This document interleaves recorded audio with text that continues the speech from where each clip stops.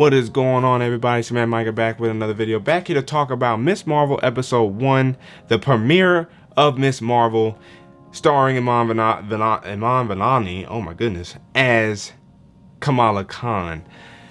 I am pleased that the episode went as well as it did, considering the divisive feedback I've heard, both in terms of it being good and in terms of it being much more geared towards kids, which in a way I can see both sides.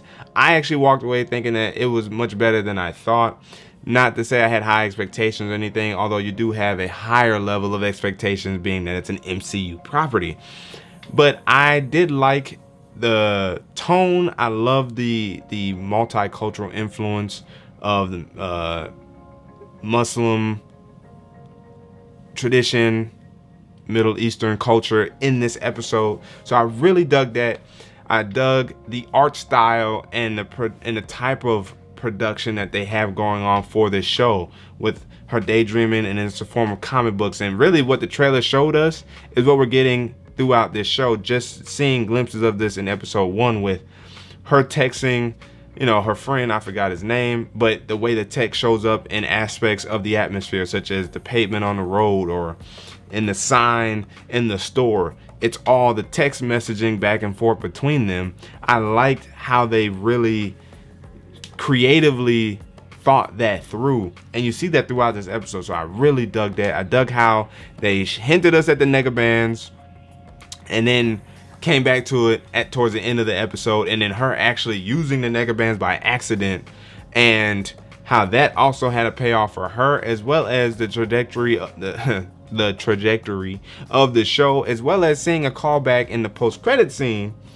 the DDOC capturing or really getting word of her and these newfound powers, which means we may get a Matt Murdock slash, you know, Jennifer Walters, She-Hulk potential cameo appearance in this show. So that's going to be interesting to see there. In terms of the actress Iman Vellani, I think that, again, although I think she's doing, you know, pretty decent job, I heard that there was, you know, skepticism about her being able to hold this role down throughout production and really forming this TV show. What I feel as though would have been the better move was to go in a similar direction that Crystal Dynamics Marvel's Avengers did for Kamala Khan. You know, darker skin, a little more lean, because of what Ms. Marvel is and her power set. I understand that they changed her power set to some degree, but it doesn't take away from the fact of what she actually looks like also in the comic books. So that's where I think Crystal Dynamics thus far has done a better job of portraying Kamala Khan. But I'm not mad at this take of Kamala Khan with the MCU. I actually feel a little bit better after watching the episode 1 of this show. So I do dig it. I do see the glimpses of this is for kids because she's a high schooler. She's 16, boy crazy, you know, trying to fit in, trying to, you know, she's in her rebellious stage. You know, her parents, very cool. I actually dig her parents a lot. I like that aspect of the show as well. The Avengers Con, which is amazing. I think the MCU slash Marvel Studios slash Disney should really look into having an Avengers Con in real life, because that's what we all kind of know as well. Like, we're fans along with Kamala Khan, fanning or fanboying over the Avengers and what they've been able to accomplish. It's like a world within a world, worldception. But we get to see how she's fangirling over the Avengers Con like we do with Comic Cons and all the other type of cons out there in the world. I would love to see like a true to life Avengers Con in real life. That would be pretty cool. But the way that was set up was really nice, and the payoff there towards the end, I thought we would have got that a little bit earlier in the series or in the episode, but nice to see it nonetheless. And then to see her really kind of come to grips with her cosmic powers from the Negabands was interesting towards the end, at the very end of the episode. So looking forward to episode 2. I believe there's only 6 episodes for this. I hope that the MCU slash Marvel Studios / Disney really pay attention to what Netflix and the Duffer Brothers are doing with Stranger Things. Reason being is, of course, all the other episodes outside of season 4 have been like 50 minutes plus, 55 minutes plus, closer to an hour.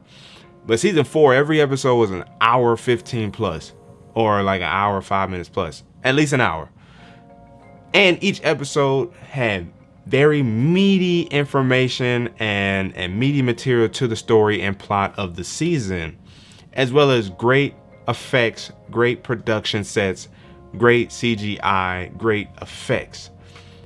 This is Netflix we're talking about. Netflix, who is borderline in the hole with money, but is able to capture that feeling and put all their chips on the table with Stranger Things season 4 and what seems to be season 5.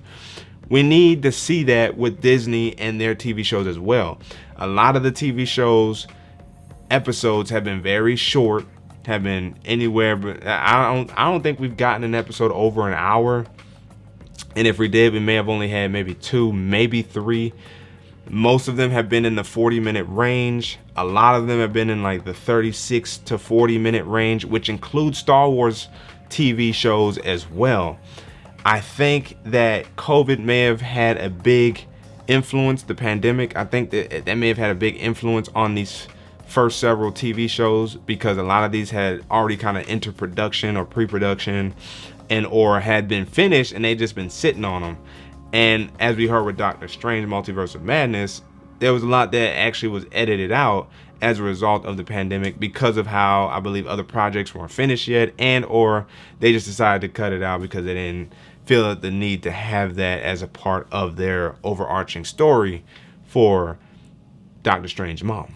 So I hope that starting, if not next year, 2024, where we have fresh production, fresh pre-production, fresh shows that have not entered into anything yet, that they really put thought into developing these shows to be longer, especially given the fact that we're only getting like 6 episodes. Like, think about it. Moon Knight was only 6. This is 6. Loki, I believe, was 6 episodes, maybe 7. Like, a lot of these shows have been shorter. The Stranger Things is 9 episodes. 9! And we got that much quality content out of 9 episodes. Well, we're waiting on 2, but you see what I'm saying. The last episode's 2.5 hours.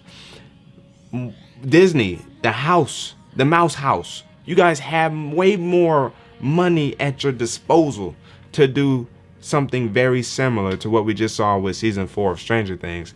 I want to see that played out with these TV shows, especially because that's where your bread and butter is going to be, in between the movies and the setup movies. Nonetheless, it's through these TV shows, as we saw with WandaVision setting up Doctor Strange Multiverse of Madness in conjunction with Doctor Strange. So we need to see that effort put into these TV shows. Longer episodes, especially given a shorter season. Whether or not there's a season 2, we need to have longer episodes, because 40 minutes, 45 minutes, it's, come on, man. Like, what are we doing? Like, for real, what are we doing? Like, we came to see this. We will appreciate it. Trust me. We will appreciate it as fans of what you guys do. So, Ms. Marvel, good start with episode 1. Looking forward to episode 2 next Wednesday. Hopefully you guys will check it out. Let me know down in the comment section below your thoughts about Ms. Marvel, and would you like to see the episodes of the TV shows be longer than what they currently are? I'll be looking forward to your comments in the comment section below. But again, as always, if you guys haven't already, make sure you guys like the like button, subscribe to the channel, hit the notification bell so that way you know my videos on my live streams. So we can sit back and see what's cracking. But your man Mike is signing out. Until the next video or live stream. Wait for